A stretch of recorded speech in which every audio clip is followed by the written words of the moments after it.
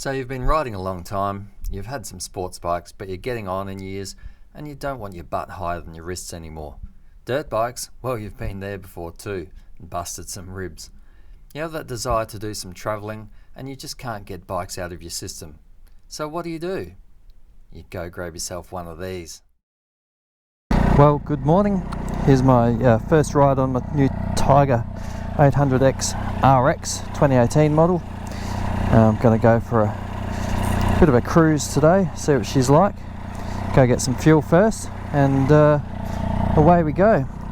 Weather is fine here in South Australia, a little bit windy, but other than that, it's good. Any day riding's good, isn't it? Nice. Okay, so I've done about 40 k's on the Triumph Tiger 800 XRX 2018 model. Very pleased with it. Bit of a windy day today, but this thing making it all pretty comfortable, especially with the cruise control. Loving the cruise control. Got to be careful, it's a long weekend this weekend in South Australia, so I think it's double demerits and big fines if you get caught speeding, so I'm just going to cruise along at the speed limit, enjoy the scenery, enjoy the ride, have a good look around and see what this thing's all about. But so far I'm loving it. It's really good and it'll be interesting to see what kind of fuel economy I get and yeah, what I think of it by the end of the day. All highway stuff, and hopefully I'll get into some twisties soon and have a bit of fun, have a bit of a play in the hills. Quite enjoy that. It is meant to be a dual purpose bike, so we'll try it out. Alright, so cruising along nicely, 100k limit here, so sets the cruise control and you don't have to worry about anything. You can give your hand a bit of a rest if you like, and yeah, just finding it really nice and comfortable. A couple of things that I will point out that I'm not that keen on this bike is the switch gear. Just hope I've got that on camera. It's just a bit cheap looking and feeling. Even the starter over here, it's a real click to start it and it just feels a bit cheap. Also this bike's only got 10,000 k's on it. I only got it a couple of weeks ago, and the previous owner was obviously a fan of the cruise control, and if you can see where my thumb is there, I'll try to look into it. You can see that all the lettering is worn off, and the bike's only 2 years old. It's only got 10,000 k's on it, so unless he was riding along rubbing it like this, I think it's a bit slack with the lettering. As my old mate Jim said, on laptop keyboards or computer keyboards, they've got the same kind of lettering and that never seems to wear off and you're flat out on it all day, so why can't they achieve the same on a motorcycle? Anyway, that's probably about my biggest gripe so far, is the switch gear, but other than that, the bike's really comfortable and just really steady. This bike has the Triumph comfort seats. I think that's an aftermarket thing. Someone can tell me in the comments, I'm sure, but yeah, they sure are comfortable. I've got a bony butt and I'm squirming around on it now, having a feel, not of my butt, of the seat. It's really comfortable. So it's going to be interesting to throw the wife on the back and see what she thinks of the rear seat, because she always gives me her honest opinion, of course, but I reckon she'll be pretty happy with it because it's really comfy, this thing, and built for distance. We found the bike to handle 2 up without a problem, and of course if you're going to be doing this regularly, a bit of extra rear shock preload should be dialed in to suit. The bike has 95 horsepower and 79 newton meters of torque, and at 200 kilograms dry it actually feels like it has more power and is quite impressive. There's 4 rider modes available, which can then be fine-tuned to suit the rider. Fuel capacity is 19 litres and you can achieve over 400 k's before refueling. Dash is TFT with 3 different rider adjustable styles and has everything you could ever want available at your fingertips. Seat height's adjustable from 830 down to 810mm. The Tiger's running Showa suspension front and rear with 43mm forks, which unfortunately aren't adjustable but are if you upgrade to the XRT model. The rear shock has adjustable preload only. Front brakes are Brembo 2-piston with switchable ABS, and rear is a Nissan, also with switchable ABS. Alrighty, so we're coming into Morgan now.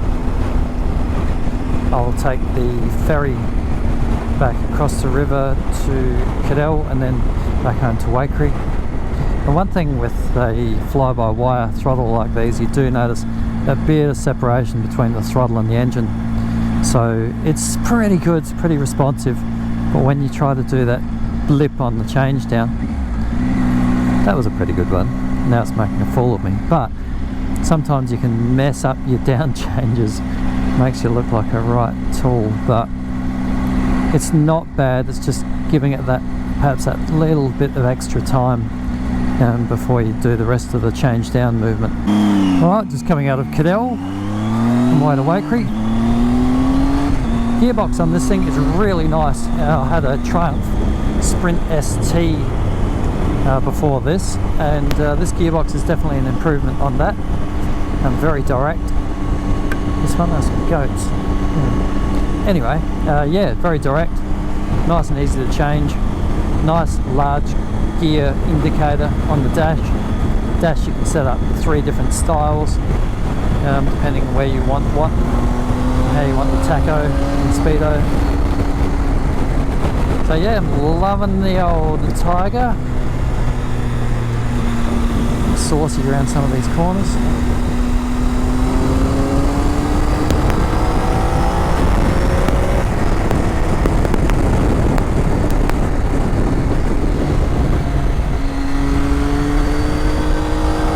Doing fairly well.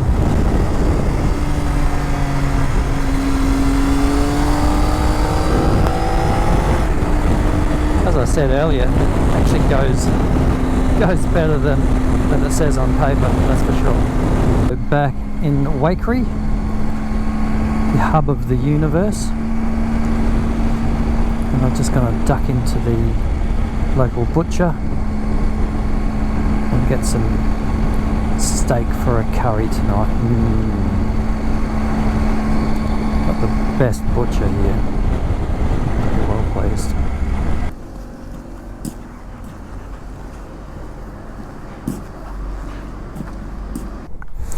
I'll try to explain some of the rider modes on the Triumph Tiger 800. On this model we have the spiffy TFT dash. So yeah, you can go into your rider modes via the home button on the right, and you can see all your riding modes there by pushing the little toggle switch down here. Hope the camera's getting that. And then once you're in the riding modes, you can see rain, road, sport and off-road. You can then go into each mode like that and see what settings the ABS are on. So that's always on by the looks of it. You have also the bike setup mode here, where you can choose how you want your indicators, your ABS, off, on, traction control and whatever. So just going back to home, I'll start the bike, clutch in, and from here you've also got this mode button on the left here. If you look at the dash when I press it, you can see that's road down the bottom here. Next one is, next one's sport, so when you're getting into it in the hills a bit. Next one's off-road. Then after that is rain and back to normal. So I'm just going to put it in normal. I am on a dirt road at the moment, but I'm just going to show you what happens, because you've got, I might put it in gear, show you what happens with the traction control. So if you come off a sealed road and go off-road, you can dial it like this, and the traction control grabs it, which is great. If you're a bit snappy on the throttle, or you're coming up a gravel driveway like we've got out here, doesn't matter if you crank it open, the electronics grabs it. I'll try to get some footage of the rear wheel as to how fast it grabs it. So I'm in first now, doing about 27 k's, and I'll just hammer it, and within no time at all it grabs it, which is pretty impressive. And then there's your ABS. So doing that out here, I mean, there's no traffic, it's pretty safe. You run the risk of tipping the bike over, but you can see how well the ABS works. So it'll stop you from tipping over in the sandy bits like this. This is quite slippery surface here. So if I was to do an emergency stop, I'll do it again, and I will clutch in and then jam on the front brake. ABS handles it all beautifully. So when I come up here, I'll pull over and put it in off-road mode, and then I'll see how the traction control reacts, because I've heard it will allow some more slip, which is good. And I think you can also lock up the rear brake, so we'll test all that as well. So I'll just make sure there's no cars around anywhere, trying to be careful. Alright, pull up here, go to my modes, go to off-road mode, select that. That's selected. Cool.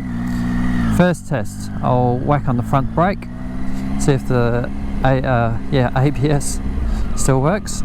Yep, it does. And then second test, I'll cruise along here, see if the rear wheel will lock up. Yes, it did. And then once I'm out of this boggier stuff, I know this isn't very off-road, it's just a unsealed road really, but I'm just being careful. I'm only on the XRX, not the XCX or XCA.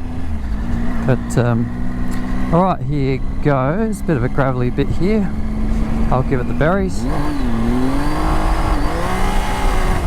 Okay, so as I mentioned earlier, it will allow a bit more slip, so traction control grabs it, so it's more controllable, but it certainly does allow a lot more wheel spin than in your normal road mode.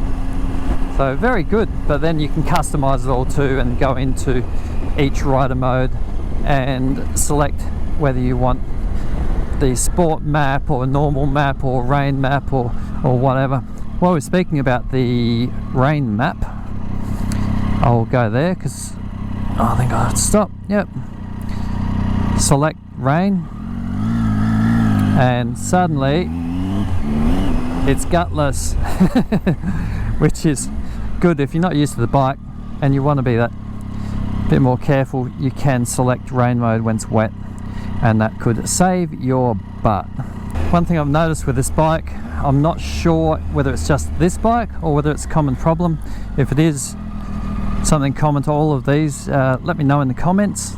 When I go to take off, I'm not sure if it's the clutch or what, but it seems a bit stuttery when I take off. So I'll just make sure it's all safe here. Take off as normal. So you can see the tacho when I start to take off. See, up down, and you can feel it. So I'm not sure whether it's a clutch or mapping or what. Once you're going, wunderbar, it's beautiful, so comfy, love it. Gearbox is nice, dash is fantastic. I do have my contact lenses in now, but if I wasn't doing any filming I wouldn't need them, and I could still read the dash no problem at all. That's one of the main reasons I purchased this bike instead of like a 2015 2017 model, because I was quite happy with the older model. Did everything I wanted to do when I did a ride in Tasmania. I loved it, but this one's got the bigger dash, has got a lower first gear as well. Oh, poor old dead sleepy lizard.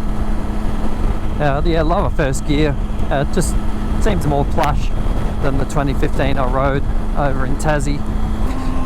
I've also just purchased, I haven't got it on the bike now, but where this 12 volt output is here, if you can see that, I've purchased a dual USB charger there for when I have my phone up front here, and if I buy a GPS or whatever, I can do that. I'll probably just use my phone for the GPS, but very handy to have a 12 volt out and a couple of USBs when you're doing a trip, that's for sure. Alright, so I'm off-road again. I like to put it in off-road, but clearly I have to stop to do so. So suddenly off-road mode is available, so I'll go there, select that. Alright, and off I go. Suspension's nice and plush. I do wish I Could have bought the XRT model. That's got adjustable Showa 43mm forks, whereas this is unfortunately non-adjustable, but it gives a pretty good ride if you're not too fussed about it. So rear's also a Showa, which has adjustable preload, but as far as suspension adjustments, that's about as far as it goes. But I'm quite comfortable doing what I'm doing here, so does a great job. Now, how brave am I? Did. Oh, it was raining last night, so I'm not sure I want to tackle that. Oh bugger it, I'll give it a go. As long as I don't sink. Ah, piece of cake. Don't know what the big deal was.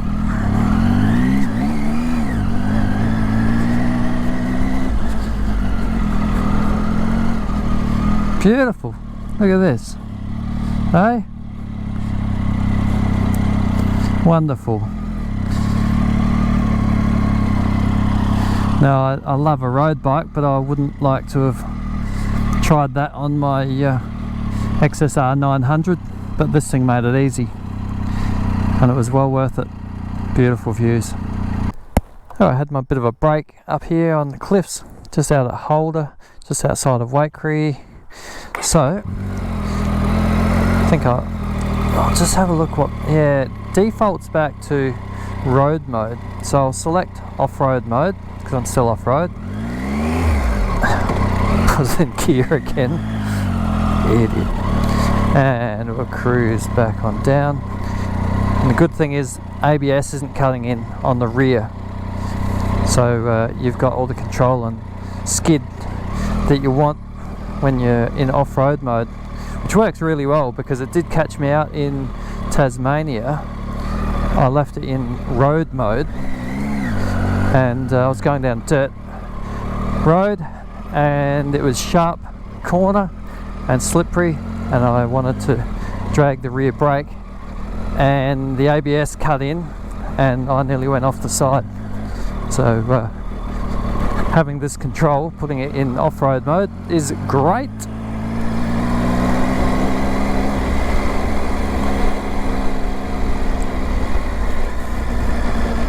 Nice.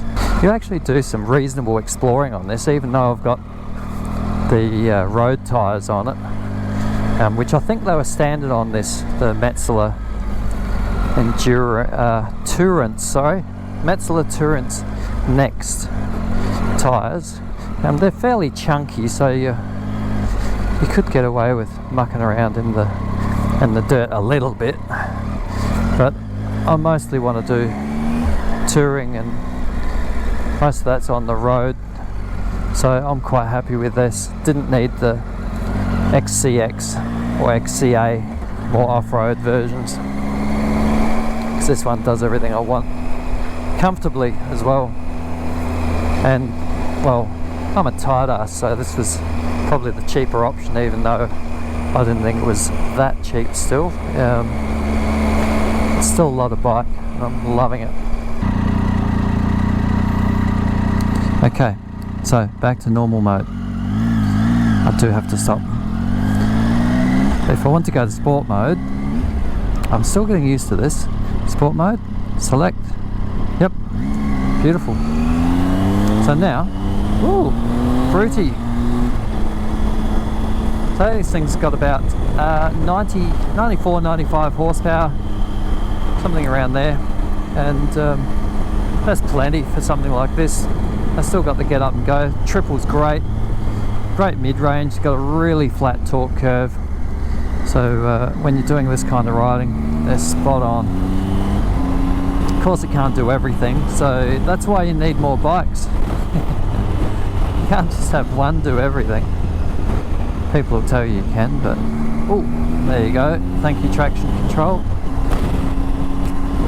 on the gravelly bits. Alright, so I got the Tiger in sport mode. You can see up there on the dash, sport mode. And I'm just going to accelerate hard to 110. That's the speed limit here. And well, you can time it. Here we go. No cars coming. pull out on the highway, give it the berries, and we're there. Really doesn't take long, does it? So I've just got back from a ride, and of course the first thing I want to do is lube the chain. So I'll put it up on the center stand. Hasn't got a center stand, has it? Unfortunately, this model doesn't come stock with a center stand, which is a bit disappointing. The XRT does, so I'm going to have to purchase one, which is probably what they want you to do. Other than that, I'm well impressed with this bike. So thanks for watching. Hope you enjoyed the video. If you did, like and subscribe, and I will see you in the next one.